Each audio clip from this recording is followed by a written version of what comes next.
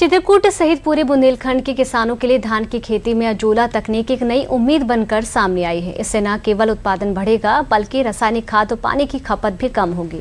कृषि विज्ञान केंद्र गनीवा के विशेषज्ञों के अनुसार अजोला एक जलीय फंड है जो प्राकृतिक रूप में से नाइट्रोजन को मिट्टी में मिलाकर जैविक खाद का कार्य करता है। धान की रोपाई के 7 से 10 दिन बाद प्रति एकड़ करीब 2 कुंटल अजोला डालने से ये खेत में तेजी से फैलकर उर्वरक की आवश्यकता 25 से 30% तक घटा देता है। इसे पशुओं के लिए प्रोटीन युक्त सुपरफूड भी माना जाता है। वैज्ञानिकों का कहना है कि इससे खेती की लागत कम होगी और मिट्टी की उर्वरा शक्ति भी बनी रहेगी। किसान इसे खेती के लिए वरदान मान रहे हैं। जो हमारे धान की फसल होती है इसमें नाइट्रोजन की आवश्यकता अधिक मात्रा में होती है, क्योंकि यह एक अनाज वाली फसल है। तो किसान भाई प्रायः क्या करते हैं कि उसमें अत्यधिक रासायनिक उर्वरकों का प्रयोग करने लगे हैं।